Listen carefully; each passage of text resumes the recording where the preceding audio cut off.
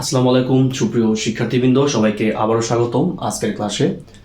আজকে আমরা গণিতের সবচেয়ে গুরুত্বপূর্ণ যে টপিকস আমাদের ক্যালকুলাসের ডিফারেন্সিয়েশন, এই ডিফারেন্সিয়েশন করার আমরা নিয়ম নিয়ে আলোচনা করব এবং ডিফারেন্সিয়েশনকে কিভাবে সহজে করা যায় এটা আমরা আলোচনা করব।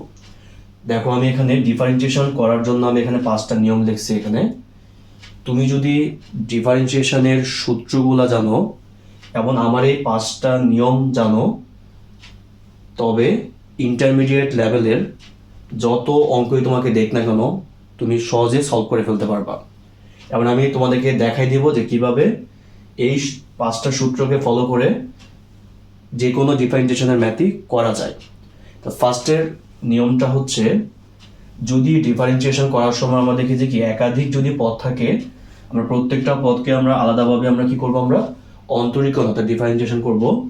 2 নম্বর নিয়ম হচ্ছে যে চলকের সাথে যদি সহগ থাকলে সহগটাকে স্থির রেখে আমরা চলকটাকে আমরা অন্তরীকরণ করব। 3 নম্বর নিয়ম হচ্ছে x যদি x না হয় তবে x কে ততক্ষণ পর্যন্ত অন্তরীকরণ করতে হবে যতক্ষণ না x আসে।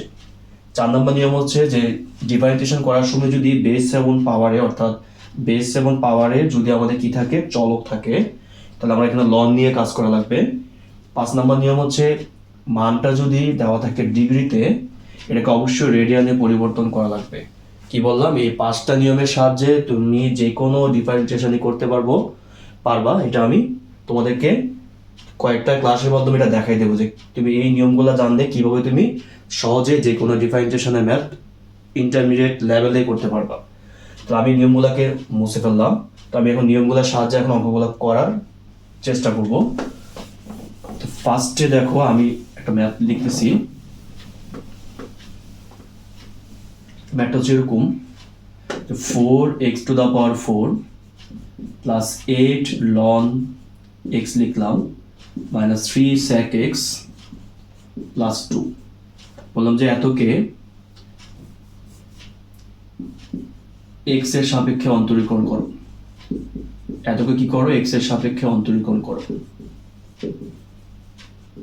তো আমরা ফার্স্টে দেখলাম যে এখানে কি x এর 4টা পদ দেওয়া আছে, এখানে 4টা পদ মিলে কি হবে, একটা রাশি হবে।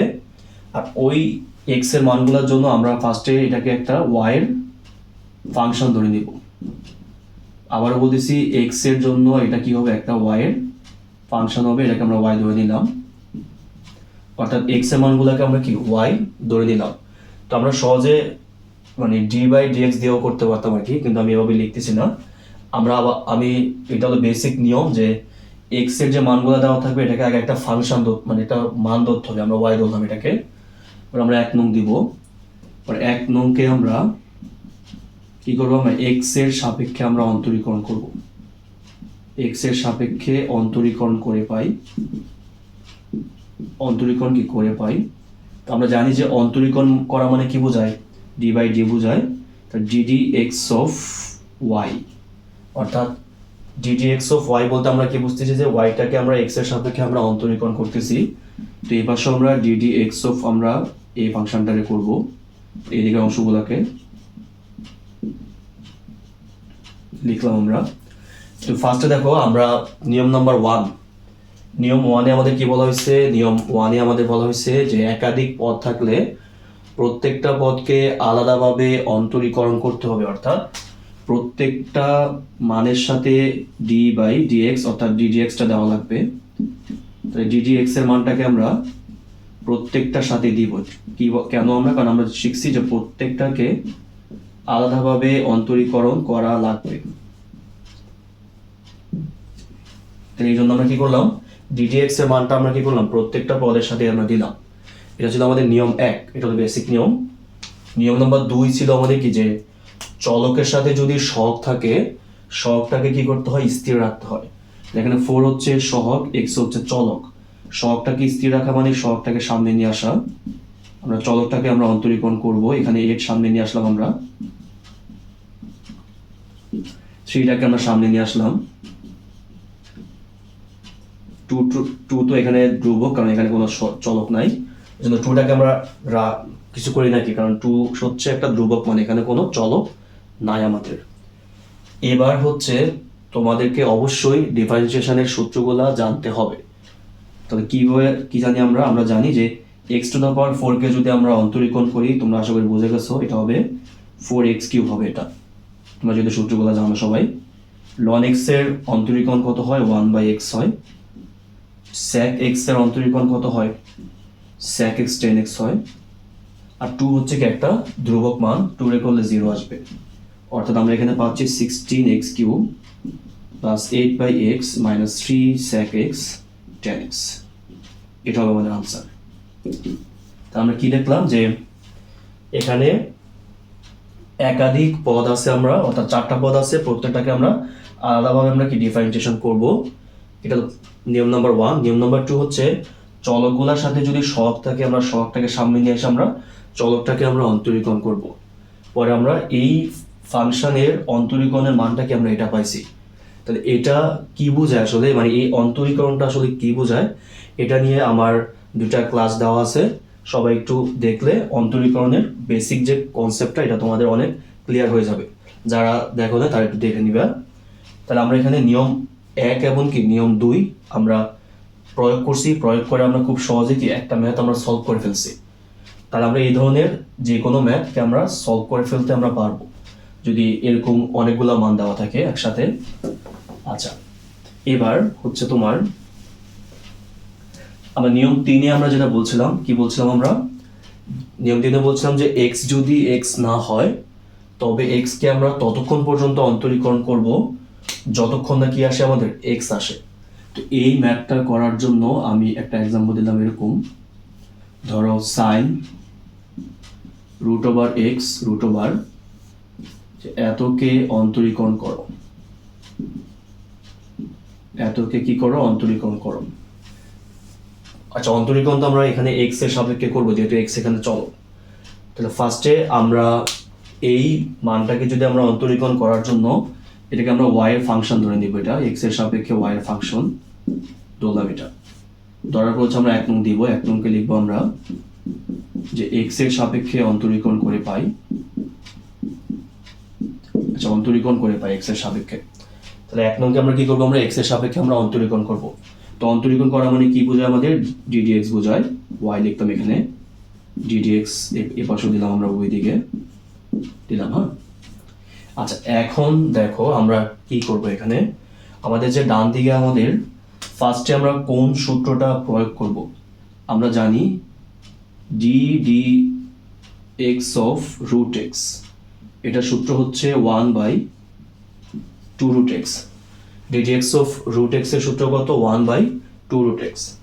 মনে করো এটা হচ্ছে আমাদের x, এই যে অংশটুকু হচ্ছে কি আমাদের x। তাহলে আমরা √x বলতে আমরা কি বুঝবো? আমরা 1/2√x। আবার বলতেছি যে আমরা ওই কালো কালার দিয়ে আমি যেটা মার্ক করছি সেটাকে আমি x লিখছি, মানে হচ্ছে √x মানে হচ্ছে 1/2√x। এবার খেয়াল করো, যাকে আমি x বলছি, মানে যে মানটাকে আমি x বলছি, সেটা কিন্তু x না, সেটা হচ্ছে কত? sin √x। অর্থাৎ যেটাকে তুমি x বলবা সেটা যদি x না হয়, এটাকে x এর সাপেক্ষে আবার করা লাগবে। এটাই বলছিলাম 3 নম্বর নিয়মে, যে x যদি x না হয় তবে x কে ততক্ষণ পর্যন্ত করতে হবে যতক্ষণ না x আসে। তাহলে আমরা ddx of √x ব্যবহার করলাম কত? 1/2√x। তো যেটাকে আমরা x বলতেছি সেটা তো আর x না, সেটা হচ্ছে কত? sin √x। এটাকে আবার করা লাগবে। তাহলে 1/2 sin √x এর বর্গমূল, এটা তো আগে ছিল আমাদের। এবার খেয়াল করো, এখানে আমরা পরবর্তীতে যেটা সূত্র ইউজ করতে পারি সেটা হচ্ছে কত? ddx of কত? sin x। কত ইউজ করতে পারি আমরা? ddx of sin x।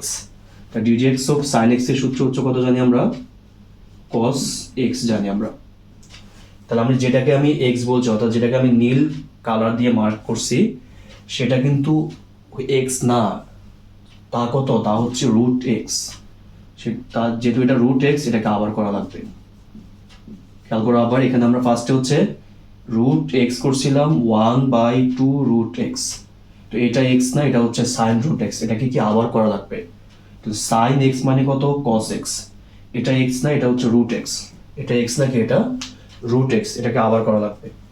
তাহলে আমরা উপরে পাচ্ছি cos root x divided by 2 sine root x এর বর্গমূল। আচ্ছা এবার দেখো ddx অফ রুট এক্স, এটা মানে কত 1/2 রুট এক্স। এখানে কেন আমাদের আনসারটা শেষ হয়ে গেল, কারণ যেটাকে আমরা এখন এক্স বলছি, দেখো রুট এক্স এটা কিন্তু হুবহু এক্স, অর্থাৎ এক্স যদি এক্স না হয় তবে এক্সকে আমরা ততক্ষণ পর্যন্ত আমরা অন্তরীকরণ করব যতক্ষণ না হুবহু এক্স পাওয়া যায়। তাহলে এটা তো রুট এক্স, এটা তো এক্সই, সূত্র হচ্ছে কত 1/2 রুট এক্স। তাহলে আমরা ফার্স্ট থেকে আবার একটু দেখি যে এটা একটা ত্রিকোণমিতিকের একটা মান দেওয়া ছিল। তো রুট এক্স বলতে আমরা জানি কত 1/2 রুট এক্স, এটা এক্স না, এটাকে আবার করছি আমরা এক্স এর সাপেক্ষে। সাইন এক্স মানে কত কস এক্স, এটা এক্স না, এটা হচ্ছে রুট এক্স, এটাকে আমরা আবার করছি। তো রুট এক্স এর মান কত 1/2 রুট এক্স, এখানে হুবহু এটা এক্স। তাহলে এরকম যদি কোনো ম্যাথ আমরা দেখি যে এক্স যদি এক্স না হয় তবে আমরা এক্সকে আমরা ততক্ষণ পর্যন্ত আমরা অন্তরীকরণ করব যতক্ষণ না কি আসবে আমাদের এক্স আসবে। তাহলে এরকম অসংখ্য ম্যাথই হইতে পারে। তুমি যদি সূত্রগুলো জানো, আমি যে নিয়মটা বললাম যে নিয়মটা জানো, তাহলে ম্যাথগুলো সহজে করে ফেলতে পারবো। আচ্ছা এবার আমাদের 4 নম্বর নিয়ম কি ছিল? 4 নম্বর নিয়ম ছিল যে বেস এবং পাওয়ারে যদি কি থাকে, চলক থাকে। ডিফারেন্সিয়েশনে যদি বেস পাওয়ারে চলক থাকে তাহলে আমরা কি নিয়ে কাজ করবো, আমরা লন নিয়ে কাজ করব। আচ্ছা এরকম একটা ম্যাথ লিখলাম আমি যে sine x to the power cos x, যে এত এর অন্তরজ কত। ফার্স্টে একটু খেয়াল করো, আমি যেই মানটার আমি অন্তরীকরণ করতে বলছি সেটার বেসের মধ্যে এক্স আছে, অর্থাৎ এক্স এর একটা ফাংশন দেওয়া আছে, পাওয়ারের মধ্যে কি আমাদের এক্স এর একটা ফাংশন দেওয়া আছে। তাহলে এখানে যেহেতু বেস এবং পাওয়ারে যেহেতু কি আছে, চলক আছে, তাহলে আমাদের নিয়ম কি বলে 4 নম্বর নিয়ম যে বেস এবং পাওয়ারে যদি চলক থাকে তাহলে অবশ্যই কি করা লাগবে, লন নেওয়া লাগবে। প্রথমে সমাধান দিয়ে আমরা লিখলাম সমাধান যে ধরি y সমান সাইন এক্স টু দা পাওয়ার হচ্ছে কস এক্স, এটা আমরা y ধরে নিব কি, কারণ এটা এক্স এর সাপেক্ষে একটা y এর ফাংশন হবে। 4 নম্বর নিয়মে আমরা কি বলছি, আমরা বলছি যে বেস এবং পাওয়ারে যদি কি থাকে, চলক থাকে, তাহলে অবশ্যই আমাদের কি নেওয়া লাগবে, লন নেওয়া লাগবে। লন উভয় দিকে নিলাম আমরা, লন আমরা উভয় দিকে নিলাম। নেওয়ার পর এখন আমরা লনের ক্ষেত্রে জানি যে পাওয়ারটাকে সামনে লেখা যায়, cos x টাকে সামনে লিখলাম, কারণ তোমরা জানো যে a ln b মানে হচ্ছে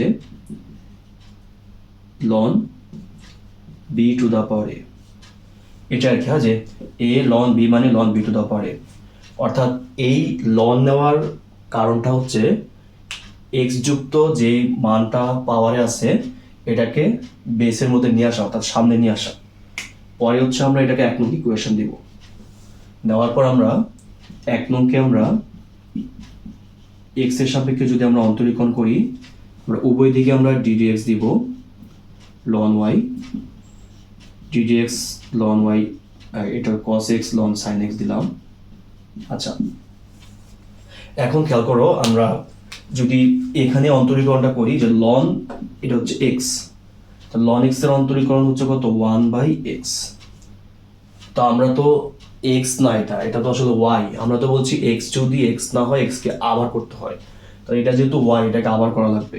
তাহলে y কে x এর সাপেক্ষে করলে ddx অফ y আসে, অর্থাৎ ln x মানে হচ্ছে 1/x, এটা x না, এটা হচ্ছে y, এটাকে আবার করা লাগবে। তাহলে y এর করলে কত আসবে, dy/dx আসবে। আচ্ছা এটা তোমাদের জানা আছে আশা করি যে x এর দুইটা ফাংশন এখানে গুণাকারে আছে। তো x এর দুইটা ফাংশন যদি গুণাকারে থাকে আমরা হচ্ছে এখানে u v বলি আমরা এটাকে সূত্রটা। এটা যদি u হয়, এটা যদি b হয়, তো আমরা u কে স্থির রেখে আমরা b কে আমরা অন্তরীকরণ করব, পরে প্লাস হচ্ছে b কে স্থির রেখে আমরা u কে আমরা অন্তরীকরণ করব। এটা আশা করি জানো সবাই যে দুইটা x এর ফাংশন যদি গুণাকারে থাকে একটা কি স্থির রেখে আরেকটারে করতে হয়, যেটারে আমরা করছি সেটাকে স্থির রেখে অন্যটারে করতে হয়। তাহলে এটা আমরা করার পর, আচ্ছা আমি উপরে গুলো মুছতেছি। তাহলে এখন দেখো আমরা কি পাচ্ছি, এখানে আমরা পাচ্ছি তোমার 1/y dy বাই dx আর cos x, এখানে দেখো এটা হচ্ছে ln x, ln x মানে হচ্ছে 1/x, ln x মানে কত 1/x হবে। এবার তোমরা তো একটু আগে করছো যে এটা তো আর x না, এটা হচ্ছে sin x, এটা কি sin x না, এটাকে আবার করা লাগবে না, কারণ x যদি x না হয় x কে ততক্ষণ পর্যন্ত করতে হবে যতক্ষণ না কি আসবে আমাদের x আসবে। তাহলে ln x হচ্ছে 1/x, এটা x না, এটা হচ্ছে sin x, এটাকে আবার করলে কত আসবে cos x আসবে। আশা করি বুঝতে পারছো। ln sin x তো আমাদের রইল এখানে, তো ddx অফ cos x এর সূত্র কত মাইনাস sin x। তাহলে আমরা এখানে অন্তরীকরণটা করে ফেলছি। আমাদের উদ্দেশ্য হচ্ছে ddx অফ y বের করা, অর্থাৎ এই জন্য আমরা ddx অফ y এর মানটাকে এই পাশে রাখলাম, এই y-টাকে এই পাশে রাখলে এটা গুণ হবে। গুণ করলে দেখো আমরা লিখতে পারি এখানে cos x by sin x হচ্ছে cot x minus sin x ln sin x। তাহলে আমরা তো y কোন ফাংশনটাকে আমরা y ধরছিলাম, মানে কোন মানটাকে আমরা y বলতে sin x to the power cos x কে ধরছিলাম। তাহলে এখানে আমরা বসাই দিই মানগুলো y এর জায়গায়, cos x cot x minus sin x ln sin x, এটা হচ্ছে আমাদের আনসার। অর্থাৎ আমরা যদি এই মানটাকে যদি আমরা অন্তরীকরণ করি, তার যদি আমরা ঢালের পরিবর্তনের হারটা দেখি, এই মানে ঢালের পরিবর্তনের হারটা হচ্ছে এই হারে হবে আর কি। তাহলে আমরা 4 নম্বর নিয়ম কি শিখলাম, যে বেস এবং পাওয়ারে যদি চলক থাকে এরকম অনেক অনেক ম্যাথই হইতে পারে, তো আমরা যদি মূল ব্যাপারটা ধরতে পারি প্লাস আমরা সূত্রগুলা জানি, সহজে আমরা করতে পারবো। তো 5 নম্বর নিয়ম আমি তোমাদেরকে কি বলছিলাম, মানটা যদি তোমার কিসে দেওয়া থাকে, মানটা যদি দেওয়া থাকে ডিগ্রিতে, এটাকে অবশ্যই রেডিয়ানে পরিবর্তন করা লাগবে। যেমন ধরো বইয়ের একটা ম্যাথ, বিখ্যাত একটা ম্যাথ, এটা প্রচুর পরীক্ষা আসে, 9.4 অধ্যায় আছে এটা, 2x degree cos 3x degree, যে এটার অন্তরীকরণ কত, এটার অন্তরীকরণ কত। অন্তরীকরণ মানে আমরা অবশ্যই x এর সাপেক্ষে হবে, যেহেতু এখানে x হচ্ছে এখানে চলক। ফার্স্টে হচ্ছে আমরা এটাকে y ধরে নিলাম, 2x degree cos 3x degree.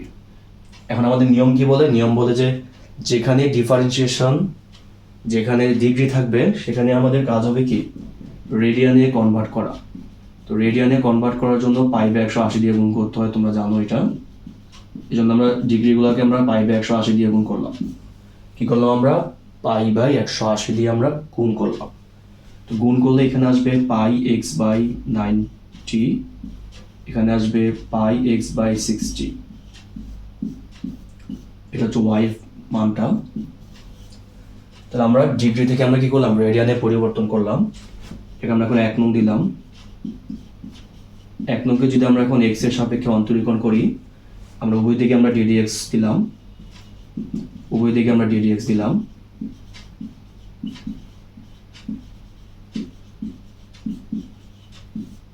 দিলাম আর কি। দেওয়ার পর আমি দেখতেছি যে দেখো ডান দিকে আমাদের কি আছে, ডান দিকে x এর দুইটা ফাংশন আছে, যে এখানে একটা এখানে একটা। তো আমরা জানি যে দুইটা x এর ফাংশন থাকলে আমাদের কি করা উচিত, ইউভি করা উচিত। তো আমরা যদি এখন ইউভি করি আমরা পাবো, এটা হচ্ছে ইউ ধরলাম, এটা বি ধরলাম, অর্থাৎ ইউ কে আমরা স্থির রাখলাম, এখানে আমরা বি কে আমরা অন্তরীকরণ করব। আর যদি আমরা বি কে স্থির রাখি, আমরা ইউ কে আমরা অন্তরীকরণ করব।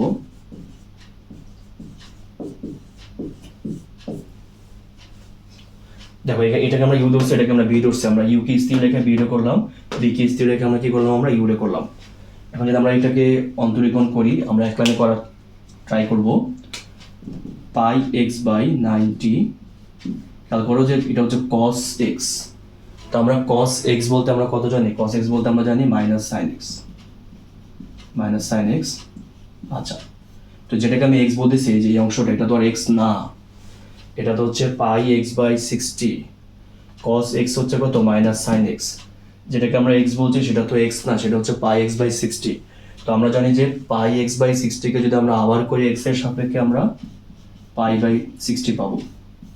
আশা করি বুঝতে পারছো তোমরা।